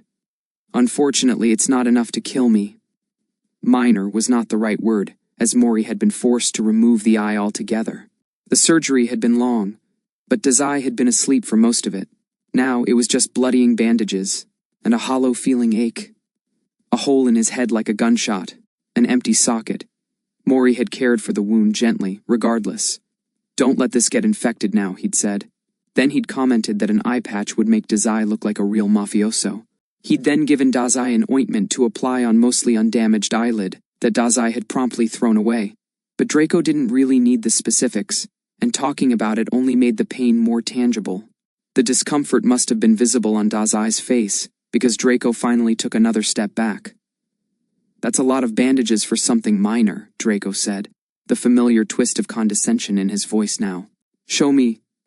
If I take them off, you'll have to put them back on. Do you know how? Draco sniffed. No, but I've seen the healing spell done before. That spell doesn't work on me, Dazai reminded him, and Draco deflated. It's fine, Draco. Mori is a doctor, and he won't go letting me die from something like this. Anyway, Mori, Draco interjected. Dazai raised a brow. That's who was just here, right? The guy. He's your boss? Draco was squinting at the door, like perhaps he expected Port Mafia's boss to come strolling in at any moment. Dazai followed his gaze. The door stayed resolutely shut. Yup, Dazai popped. Ah, you know you can't tell anyone we're here, right? Otherwise we'll have a problem. The girl Lucius was going to have to kill. Abby's quivering face briefly flashed through Dazai's mind.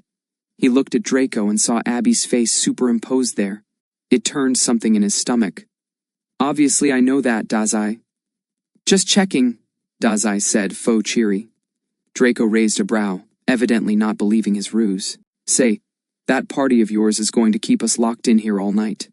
Don't you have any games we can play? In my father's office? Draco asked bitingly.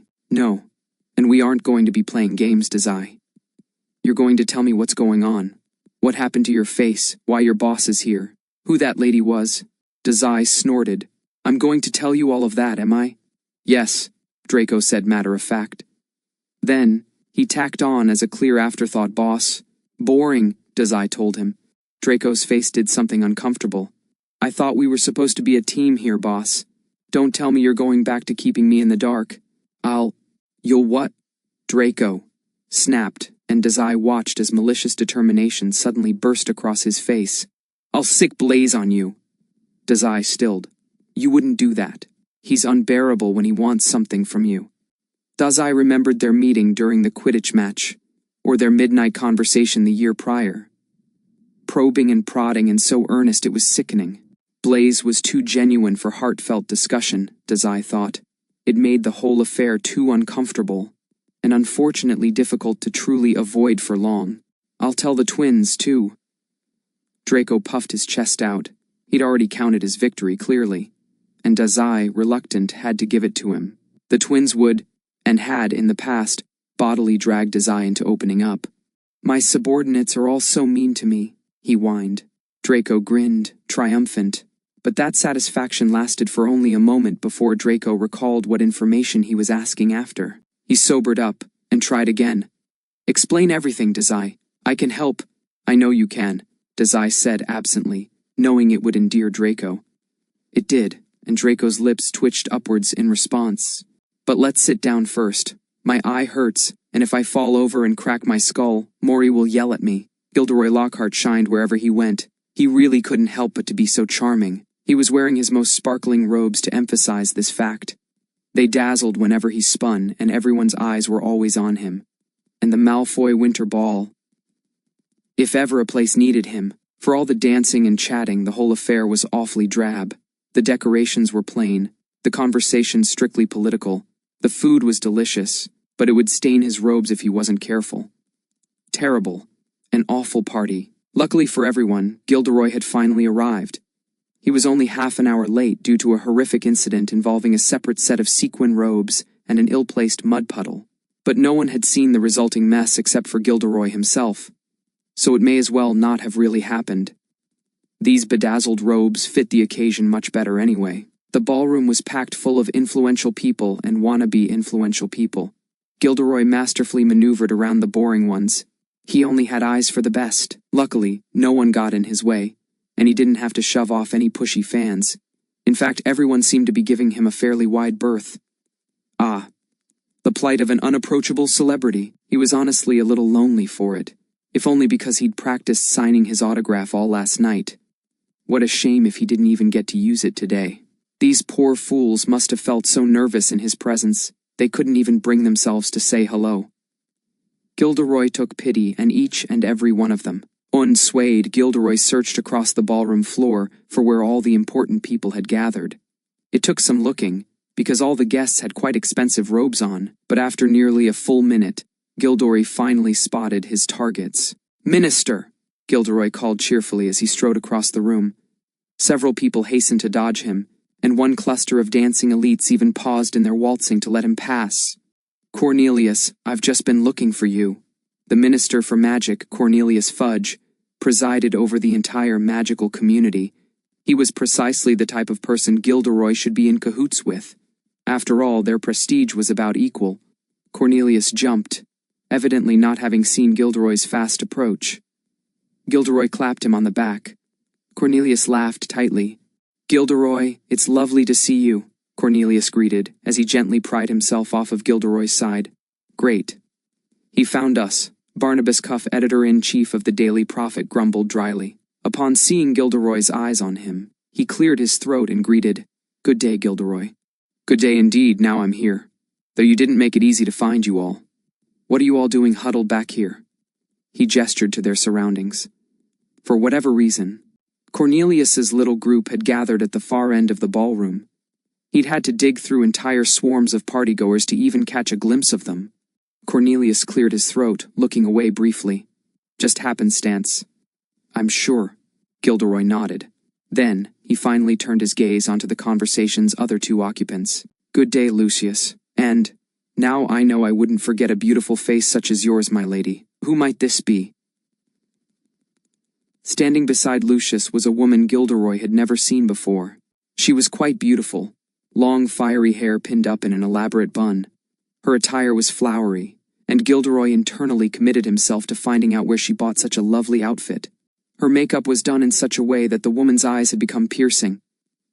He met her stare. She was a good inch taller than him. Kuwozaki, the alluring woman introduced. "Chairperson for the Department of Education. I've heard wonderful things about you, Gilderoy Lockhart." Gilderoy beamed. "A fan. A board of education. I didn't realize we had one of those." "We didn't," Lucius told him. "Before now. And a good thing we do," Cornelius said, sounding excited. "With all this awful business at Hogwarts, there's finally a group stepping up to clean the place out." "Is that not your job, Minister?"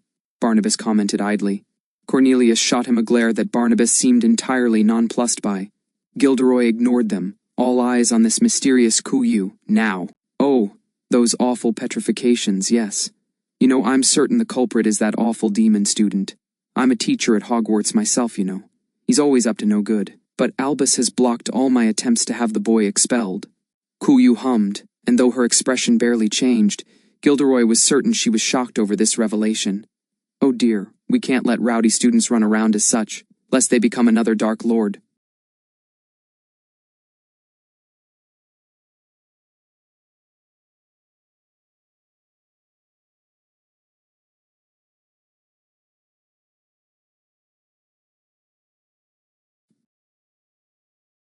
Cornelius paled. You think Dazai Osamu will take after he who shall not be named? It's only to be expected, isn't it? Kuyu asked them. My organization aims to take care of problems like this, before they get too out of hand. She turned to Gilderoy. And it sounds as though you share our interest, Professor. Perhaps you might like to join the Department of Education in our fight against evil. A job offering. On sight, Gilderoy's robes dazzled, and so did he. Fame and fortune weren't everything. People adored him because they knew he was just. Gilderoy preened. I am a champion of the people, you know. With me at your side, I'm sure the demon student will be defeated swiftly. Kuyu offered a light laugh. Miss Kuyu is right, Barnabas said. Albus has become complacent. Now, I wouldn't say that. Cornelius trailed. I would, Lockhart said, upon seeing how Kuyu seemed to react agreeably to the sentiment. There's a demon at Hogwarts, and he's done nothing about it. For once we agree, Lucius droned. Albus is too full of himself. He forgets it is our children who are in danger. Everyone nodded, though Gilderoy was fairly sure none of them but Lucius actually had children. Still, Cornelius hemmed and hawed. I trust Albus. Surely he has a plan for that boy. Barnabas snorted. Nonsense. He's just afraid that expelling the only Muggle-born student in Slytherin will have him labeled a blood purist. Cornelius paused at that, genuinely considering the theory. He looked away. He does have those notions, doesn't he? Lucius scoffed, but offered nothing more on the subject. Similarly, Gilderoy also held his tongue, because waxing poetic about unity between Muggle-borns and pure-bloods was all well and good when in the right audience. His younger fans usually lapped the equality spiel up, but he couldn't be seen supporting such things here. He wisely nodded along instead. What a shame, Kuyu said somberly. If only Hogwarts' headmaster were more conscious of the people's worries. She looked pointedly at Cornelius. How has your approval rating been since all this started, Cornelius? He blinked, looking put on the spot. The slump of his shoulders was his only answer. Kuyu nodded, seeming to have expected as much. As I thought, the public would be much happier if they knew something was actually being done about this demon student. Cornelius, I have a proposition for you. Cornelius perked up. If you publicly show support for the Department of Education, I'm certain your approval ratings will increase. It will also give me the traction I need to eliminate your demon problem. Cornelius blinked several times as he took that in. That would benefit everyone, wouldn't it? Gilderoy bobbled in place, liking the idea terribly. As a member of your department, surely I'll be mentioned during this announcement. Of course, Kuyu smiled. I could write the article myself, Barnabas said as he stroked his chin. A message from the minister himself regarding the demon student is sure to sell copies. He shook himself, and turned a considering eye onto Kuyu. But what exactly does the Department of Education do? You can't simply waltz into Hogwarts and take the demon out. Kuyu tittered. Leave the logistics to me. As it stands, your readers don't want to know the nitty-gritty details of the real world. They just want everything to remain as it always has been, peaceful. Doe can do that for you. Cornelius nodded along, emphatic now. It's just so. What's just so? Everyone's eyes snapped to the new voice. Severus was watching them with a critical eye. Even though he'd inserted himself into their conversation, he was standing a good foot outside the traditional space for conversation. Like he didn't really want to be here, but couldn't hold back his curiosity. Gilderoy tutted at him. Now, Severus, no need to look so glum. If you wanted to talk with me, you should have just said. Severus's lip curled. I'm greeting the host, he said. You just happened to be nearby. He turned an eye onto Lucius. Good evening, Lucius. The Malfoy ball is as extravagant as ever. I should hope so, Lucius intoned familiarly. You're late. It's packed in here. I've only just found you. Barnabas sniffed. Gilderoy found us just fine. Gilderoy is always showing up when you least expect him, Severus said, sounding aggrieved. Then, he lifted a fluted champagne glass. I was getting something to drink. Brilliant idea, Barnabas said, nodding stiffly. Then, without saying a word further, he dove into the crowd in search of drink. They stared after him for a long, awkward moment. But the editor-in-chief showed no sign of returning, and had very suddenly vanished into the masses of dancing socialites. Drat. Gilderoy had been hoping to talk to Barnabas about getting him a front-page article. Did I chase him off? Severus asked, not sounding bothered by the prospect. You are rather boorish, Gilderoy told him. Severus glowered. Perhaps I should go after him to apologize.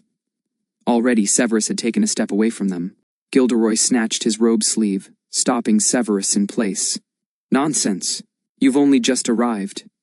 Severus stared longingly in the direction of the drinks table. Lucius shot him a pointed look, and Severus deflated in place.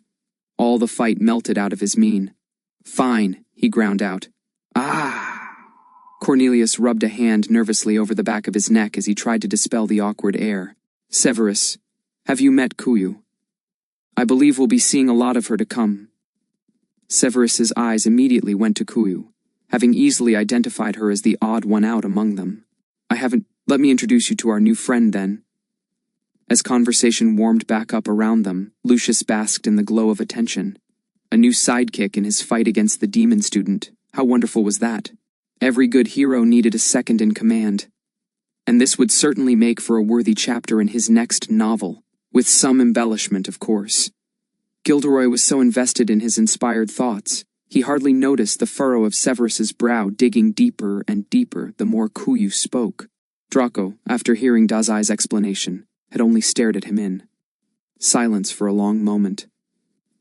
He stared at Dazai, at the door, at the bookshelves. It was lucky they were sitting on the floor because Draco looked so dazed as to be dizzy. His whole face was scrunched together uncomfortably. So you, Draco finally said after a distinct pause, your boss always wanted people to hate you, to villainize you? Dazai himself hadn't been able to bask in the audacity of Mori's scheme, so he appreciated Draco's reaction.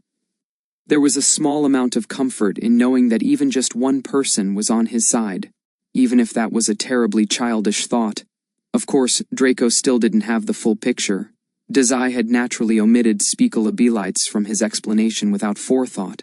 He'd also neglected to mention the recent death of his father. It's a good thing I'm so adept at causing trouble, Dazai said. Tucked in his sleeves, he had been absent-mindedly pricking his fingers on the edge of his knife for several minutes now.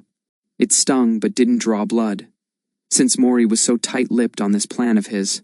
What if I'd made a lot of friends first year, What if everyone loved me? That would have been funny. You did make friends, Draco told him pointedly, to which Dazai shrugged. Anyway, now that things are official, we're just paying our good Malfoy friends a visit. Dazai returned the knife to its pocket. He gestured to the Malfoy estate around them. Thank you for your hospitality. He dipped his head in mock respect. And those two, Draco said, thinking of Mori and Kuyu, who had wandered off hours ago and had yet to return. Off schmoozing, I'm sure. Well, Kuyu was. Mori was probably tucked in a back room somewhere, flipping through illicit documents. But forgetting them, you didn't say about your eye. Dazai blinked. Didn't I? No, Draco said. Then he asked, like he was afraid to hear the answer. Your boss didn't do that, did he? There's nothing to be done about it. If he did, Dazai said, almost laughing at the image of some nobody picking a fight with the port mafia boss over something so trivial. They'd find themselves dead within the week. But no, he didn't. Dazai didn't expand further, and though Draco's eyes were still on him, clearly wary, he didn't ask again. Well, Dazai clapped. Draco raised a brow. With that out of the way, I've got to consider what comes next. Mori hasn't given me any new assignments yet. Nothing specific, at least. With the diary tucked safely in Dazai's pocket, Lucius's test was officially history. But other than keeping up this demon student facade, Mori had said nothing more on what Dazai should be doing at Hogwarts. What else is fun to do at school? Draco watched him for a moment, visibly still uneasy with what Dazai had told him. But he shook it off rather quickly, and readjusted so he was sitting at Dazai's side rather than in front of him. Their shoulders touched. Not to sound like Hermione, Draco intoned, But you could always study. That's a good idea, Dazai agreed. Draco startled and stared at him. What? No, it isn't. You don't do homework. Are you sure you don't need a healer? Dazai laughed, then brought a hand mockingly to his head.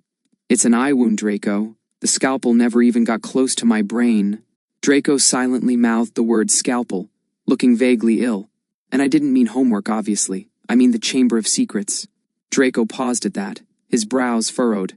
Did you ever figure out what the chamber is? No clue. I didn't find anything in the library, Dazai told him.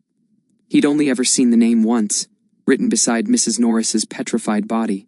The full message, written in still wet blood, Dazai remembered to have been, "The Chamber of Secrets has been opened. Enemies of the air beware."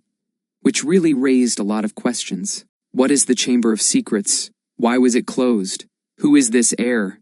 And then, of course, was the staff's unusual reaction to the petrifications in the first place. Dazai was curious and wanted to know exactly what was going on in his school. Luckily, he had the perfect lead currently taking up space in his robe pocket. Tom Riddle would surely have something of interest to share with him. It seemed unimportant at the time, in light of everything else. But if I have some free time... Dazai trailed off, indicating that he would surely be up to no good. Draco made a disapproving sound that Dazai ignored. Should you really be making more trouble for yourself? If anything, that's exactly what I should be doing, Dazai said, thinking of Mori's plan. No need to look so disgruntled, Draco. You don't even have to tag along this time. With Mori and Lucius on the same side now, there's no need for you to dirty your hands with this chamber business. It's only a personal project of mine. Draco's face did something curious. It twisted painfully, and he looked away when he couldn't mask over it. I don't mind helping. The more the merrier, then. And Dazai decided, of course, Blaze will want to play too. Draco snorted at that. Dazai was about to chide him for laughing at their friend when something suddenly pricked his ears, a noise right outside the room. It didn't sound like Mori, but everything was too muffled to tell. Dazai stilled. Draco quickly followed suit. Then Draco turned a critical eye onto him. What? Shh! Draco paused obediently for all of a second, before snapping, Excuse you? Don't shush me, someone is here, Dazai told him, and that really shut Draco up. Don't you hear that? Draco leaned forward, straining his ears. He was squinting at the door, where Dazai was indicating the source of the noise to be. I don't hear. It sounds like... Slowly, ever so slowly, the door creaked open. Dazai and Draco went silent immediately. Without hesitation, Draco shot to his feet and threw his arm out over. His cloak drew out in a long swath of fabric that presumably hid Dazai from view. Not wanting to blow his cover, Dazai allowed himself to duck behind it. He waited in tense silence. Then, Draco, what in the world are you doing in here? Pansy asked. We've been looking everywhere. I thought you might be in your room, Blaze suggested. We were checking random doors. Dazai perked up immediately upon hearing his friend's voice. Blaze. Of course Blaze was at this stupid Malfoy party. Dazai fought the urge to stand up and greet him. But, unfortunately... What's that look? Pansy asked. You look sick. Is that why you're hiding here without us? Pansy. Ugh. Yes, Draco said too quickly. That's exactly it. You're not good at lying, Blaze told him. Don't say that. Dazai heard fabric shuffling, like someone had shrugged. Whatever, Draco said, arm still held out awkwardly. You two need to leave. I'm doing important Malfoy business in here, and we'll all be in deep trouble in UC. Pansy scoffed. See? You mean whatever it is you're hiding behind your robes? Blaze paused, then said, appallingly, We can close our eyes, Blaze. Draco warned. Come on, Draco, Pansy said. Her voice was closer now. At least pass the time with us. Malfoy parties are so boring without you. I'm serious, you two. Hey! Pansy and Blaze's heads popped up over Draco's shoulders. Dazai waved sheepishly. They peered down at him, wide-eyed. Pansy's mouth dropped open in shock and horror. She looked Dazai up and down, then started spluttering like a fish. Meanwhile, Blaze's surprise had almost immediately melted into something more controlled and contemplative. There was a furrow to his brow that said he didn't like whatever he was thinking. It had Dazai instinctively wanting to take up a more defensive position. Dazai! Pansy screeched. What? How? Blaze had no such exclamations. The very second Draco stepped aside, Blaze dropped to his knees. He cradled Dazai's cheek and stared at the eye patch with great dismay. "You're hurt," he said. "Is it healed?" Dazai leaned into Blaze's hand for only a short, indulgent second. Then he swatted the hand back. Blaze pulled away freely. "It's fine. Didn't even get close to killing me, unfortunately," he said hollowly. Blaze opened his mouth to say something more. "What in Merlin's name is going on here?" Pansy demanded. Blaze shot her an unusually scathing look before turning back to his examination of Dazai's face. "Draco, how is he here?" Draco paled considerably, a feat in itself for the already pallid boy. He whirled on Dazai, expression screaming, "What now?" Dazai considered his options for a moment. Blaze wasn't really a problem. Dazai would probably have told him about the Malfoy party eventually anyway, though he was going to have to chase Blaze out of here before Mori showed back up. The real issue was Pansy, who Dazai was sure would blow his cover if she thought it would hurt him. Dazai's eye dragged from Pansy to Draco. "Draco, is it too easy to say I slipped in through the window?" Dazai asked as he stood up. Pansy glared at him like she didn't believe a word he said now, and never had in the past either. "Didn't think so." After a second, Blaze also rose. Notably, he was standing at Dazai's side rather than Pansy's, and with Draco still standing protectively in front of Dazai, Pansy was secluded in her half of the room. Clearly, this observation hadn't escaped her notice. Her glare flickered briefly into something less sure, but it was back in full force within the second. Pansy didn't take her bristling glare off of Dazai when she said, "When your father finds out he's here, you'll be in deep shit, Draco." Draco looked away, guilty. "Let me kick him out," Pansy continued, not oblivious to Draco's changing mood, but also not truly understanding it. "For whatever reason, you like him and won't do it yourself. I have no such compunctions." "That's a bad idea," Dazai told her. At the exact same second, Draco hastily said, "My father knows he's here." Pansy blinked several times. The caustic point of her expression suddenly slipped into bewilderment. "He knows? And you're all still in one piece?" Blaze's expression did something similar, but rather than settling on bafflement, realization dawned across his face. Now looking at them with new eyes, Blaze surveyed the scene carefully. When his eyes found the broken paperweight, they narrowed. "It's complicated," Draco stressed. "And not something you're meant to know about. Not something anyone is meant to know about." Pansy finally managed to shut her hanging jaw. "That's why you weren't at the party. You can't be seen together. But then... I don't understand." "It's business," Dazai told her simply. Pansy whirled on him. He narrowed his gaze on her, mentally calculating where he should go with this. Dazai supposed he could kill her. He'd make it quick, too. Before the end of the party, or at the start of next semester, maybe. A slice to the carotid. But he clearly remembered what Blaze's reflection had shown in the mirror of Arist. A reflection of all of them, Pansy included. So, killing Pansy would upset him, surely. Dazai shook his head, dislodging that pesky thought. No, he couldn't just kill her, even if it was the easiest solution, and certainly the one Mori would choose. Blaze's loyalty was more important. Mori had to understand the logic in that, certainly. He glanced to Blaze, wondering if the boy had read his intentions. Blaze stared back at him blankly. So why did this have Dazai's feeling wrong-footed? He brushed it off, choosing to dwell on the anxiety never. "Let's put this in terms Pansy can understand," Dazai said in a way that had Pansy snarling. "It's in Draco's best interest if you leave now, and never tell anyone I was here." "You don't know what's best for him," Pansy growled. She took a step forward that Dazai tried and failed to halt by raising a hand. "I'm throwing you out." "Ah. See, this is why I don't like you," Dazai muttered, forced back several steps by Pansy's approach. "You're incapable of listening to reason. Then start making sense." Pansy stomped to him. When Blaze stepped between them, however, Pansy finally stopped.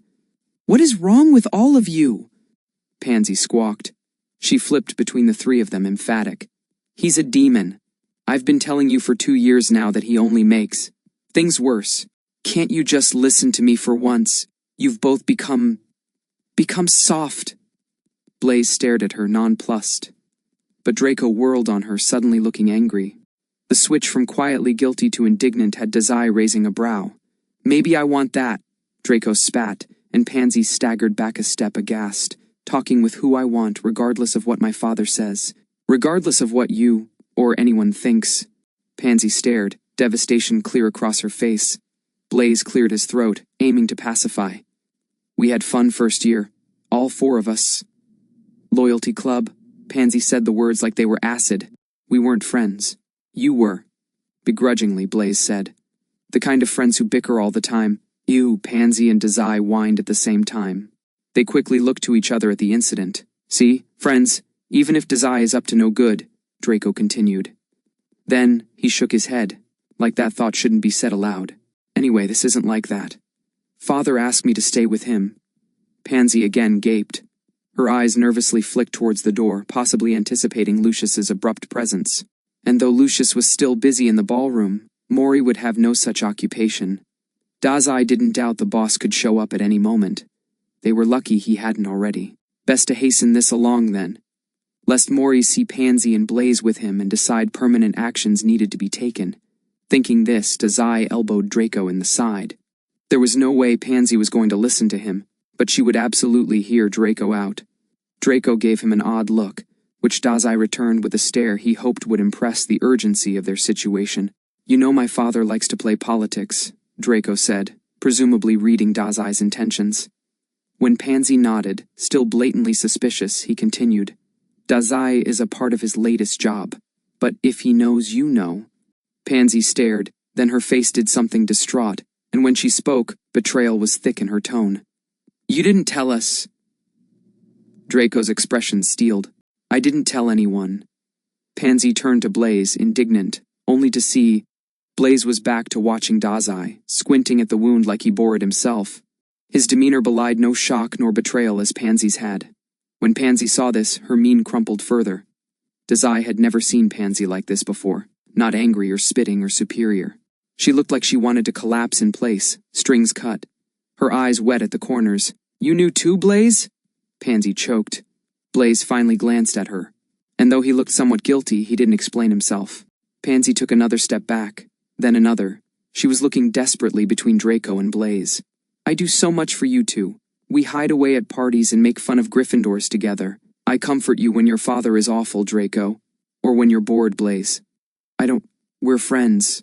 You don't tell me anything. Draco looked away again. His eyes found broken shards on the floor, and his fingers twitched like he should pick them. He stayed stiffly in place, a statue petrified in its own right. Blaze made a displeased sound. You've made your stance on Dazai clear, Pansy. You know we couldn't have told you about this. You should have. Pansy spat furiously. Tears leaked out from her eyes, and she made no move to clear them. You know what everyone says about Dazai. I'm watching out for you. It doesn't matter how any of us feel.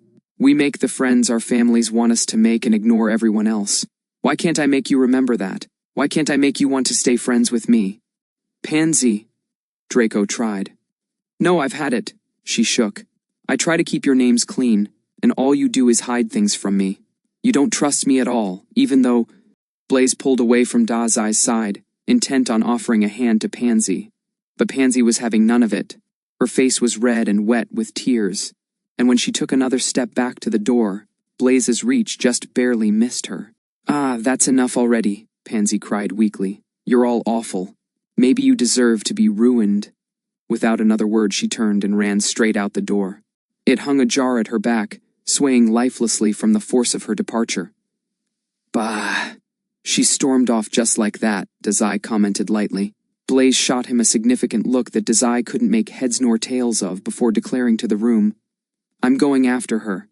He had already taken several steps to the door when Draco began to follow. Me too. No, Blaze stopped him. I thought you had to stay with Dazai. Draco sneered. You don't give me orders. Blaze didn't respond to that except to incline his chin. Draco's fingers twitched uselessly at his sides, and when Blaze turned again to leave, Draco stayed firmly rooted in place. Blaze's footfalls were running as he left down the hall. While Draco stared blankly, yearningly, at the still open door, Dazai mentally patted himself on the back. Pansy was still alive, and Blaze would surely keep her from spilling the beans about his presence. Moreover, the office was empty once again save for Draco and himself. Mori would be none the wiser. Looks like everything worked out, Dazai commented, pleased. Draco didn't meet his eyes. Severus didn't particularly care for alcohol. He'd never found any sweet enough for his liking, and as such rarely engaged with it. At parties, he would only grab a glass to be polite. It'd go to waste in his hand, and by the end of the evening inevitably wind up dumped into some poor potted plant. Lucius, who knew this fact well, raised a knowing brow when Severus excused himself. "Pardon me, I'll get another drink now." The plant beside them was looking a little sickly, and possibly somewhat buzzed. Luckily, no one called him on his lie. Severus managed to slip away from the group without fuss. Only Gilderoy called after him, but Severus had started tuning the man out several dozen minutes prior. It was no trouble now to simply pretend he hadn't heard. Severus pushed through the crowd with relative ease. Most of the partygoers were dancing now. The sidelines were largely empty, save for a dozen or so onlookers. Severus walked around the room's edges, and though he was intent on busying himself over drinks, Severus had half a mind to just walk straight out the door. The second Lucius, Gilderoy, Kuyu, and Cornelius were out of sight. Severus let his shoulders drop. Exhaustion lined his being, and a persistent worry creased his brow. He distractedly set the empty champagne glass down. Politics were never Severus's specialty. He had no desire to play that game. More often than not, Severus was content to let things lie. If not, someone like Albus would point him in a direction deemed proper. But for the one time in his life, Severus genuinely wanted to take an action of his own choice. Someone bumped his shoulder and didn't even mumble an apology. He was stuck here socializing instead.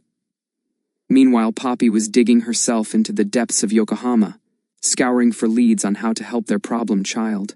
Severus wanted to busy his hands with that, not the dry wine he was currently pretending to sip at.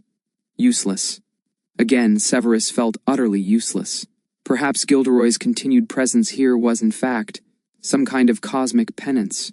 If so, Severus should accept it willfully. But if he had to hear Gilderoy inflate his ego one more time, Severus might actually hex the man. So, he dithered by the wines instead. A flash of movement suddenly caught Severus's attention. He had already passed it off as an overly excited dancer, when another familiar blur followed after it. Severus straightened immediately. Bolting across the ballroom floor, Blaise Zabini was chasing after a tearful Pansy Parkinson. Severus's eyes widened. His students made a quick sprint of the room, and gathered no small amount of attention before bolting into the exiting corridor. The partygoers were silent for a minute. Only cooing violins filled the air for one stunned moment. Then, like nothing had happened at all, the dancing and chatting resumed. Severus stared after where Pansy and Blaise had vanished. His eyes traced their path across the room, and settled on the hall they'd come from. Just what had happened? "Children," Barnabas said suddenly at his side. Severus jerked, not having noticed the man earlier. "Noisy little animals. I don't know how you do it." Severus's brow pinched. "Teach?" Barnabas nodded, head knocking heavily with the motion. A closer examination revealed his cheeks to be dusted pink. Beside the editor, a collection of over a dozen empty glasses was steadily building itself. "Incredible patience," Severus told him, and Barnabas chuckled drunkenly. He glanced again to the far hall. "What's down there?" Barnabas followed his gaze. "I imagine all the expensive things Lucius doesn't want stolen." Severus's expression further curdled, not appeased. Here's the thing. Severus spent several dreary years not caring about his students at all. He just didn't like them. They were noisy, as Barnabas had said. Noisy, annoying, and lazy little brats with no sense to respect what he was imparting on them. He carried this belief into his classroom and thus spent many an hour berating students over failed potions. But, because there is always a but, Dazai Osamu had a way of worming into your heart.